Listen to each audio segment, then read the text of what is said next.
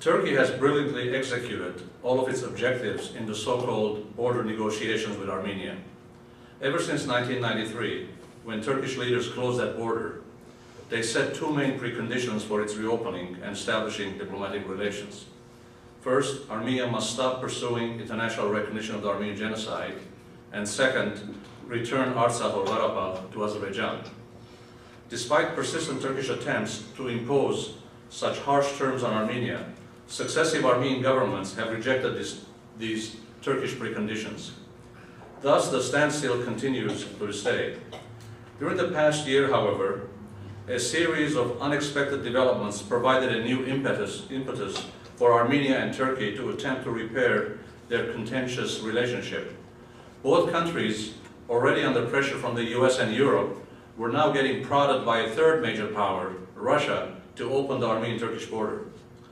As owner of the rail transport, energy, and several major industries in Armenia, Russia sought to establish cross-border trade with Turkey while trying to diminish Georgia's strategic significance as a sole transit route for the region.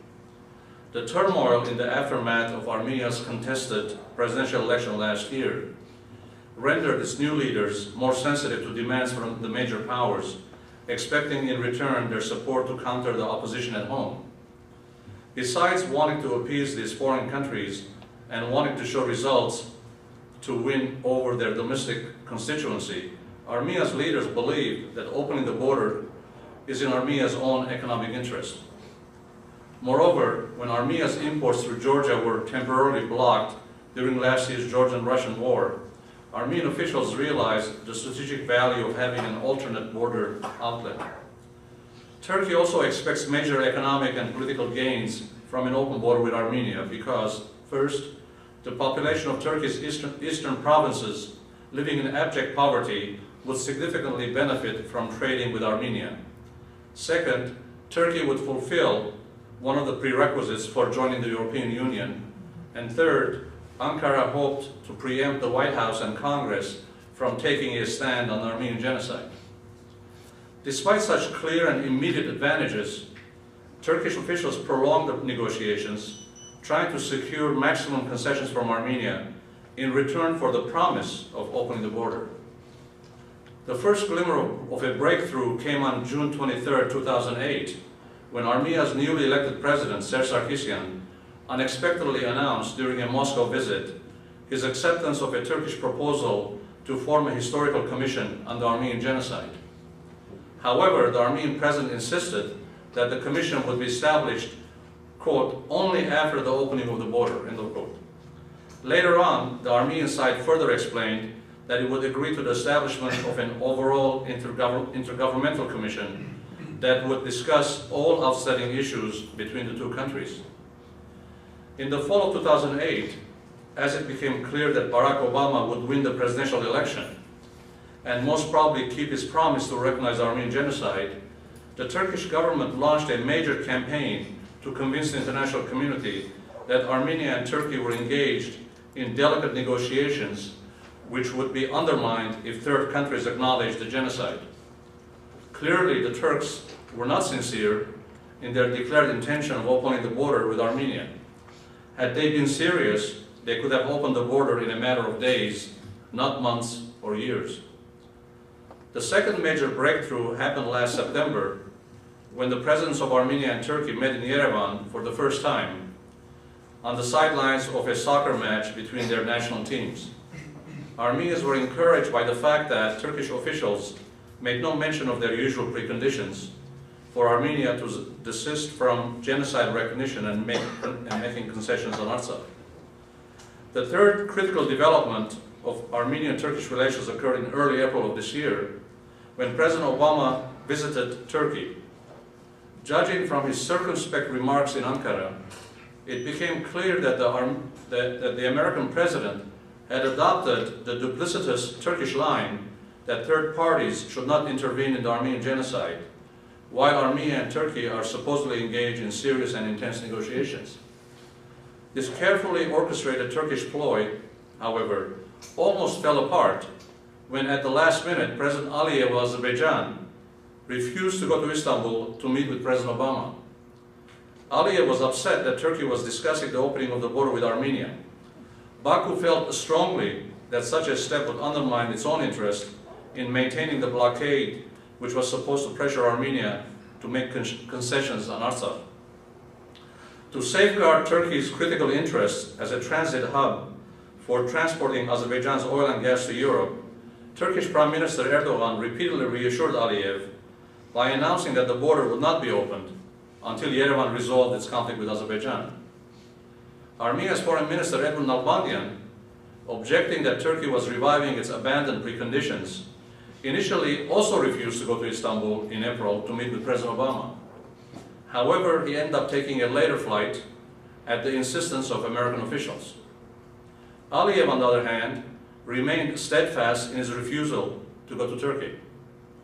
Mr. Nalbandian's presence in Istanbul, regrettably, gave credence to Turkish misinterpretations that the two countries were making good progress in their negotiations. Thus, Turkey, with the help of Armenian officials, succeeded in conveying the false impression that it was seriously trying to resolve its long-strained relations with Armenia. It suited President Obama to go along with that Turkish ploy because he could then make his own demands from Turkey on Afghanistan, Iraq, and the Arab-Israeli conflict. Consequently, Turkish officials were showered with many accolades from around the world and received priceless positive publicity. Ironically, the Turks got maximum benefits by simply talking about opening the border and managed to convince President Obama, who was more than eager to oblige the Turks, that it was not a good idea to acknowledge the Armenian genocide.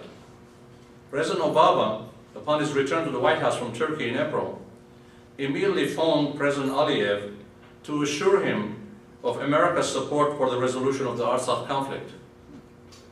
The most damaging episode, of course, was the so-called roadmap announcement on the eve of April 24 for normalizing relations between Armenia and Turkey, signed by the foreign ministers of Armenia and Turkey and Switzerland as mediator. This announcement killed any possibility that President Obama would refer to the Armenian genocide in his April 24 statement.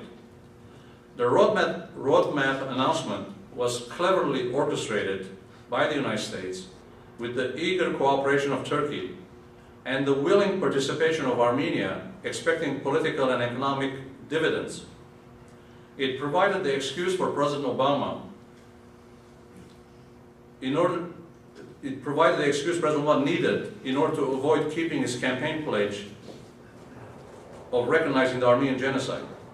Surprisingly, Armenia's leaders, until recently, continued to make positive statements about their negotiations with Turkey, despite repeated announcements by Turkish officials that the border will not be opened until Yerevan made concessions on Artsakh.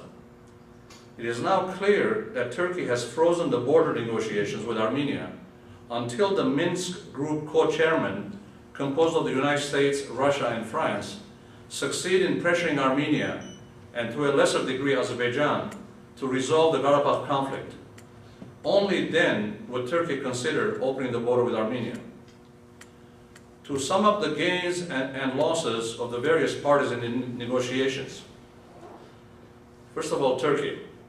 Turkey received great PR from a worldwide audience, particularly in the US and Europe, for its declared willingness to open its border with Armenia, and succeeded in undermining the possibility of genocide recognition by the US and other countries.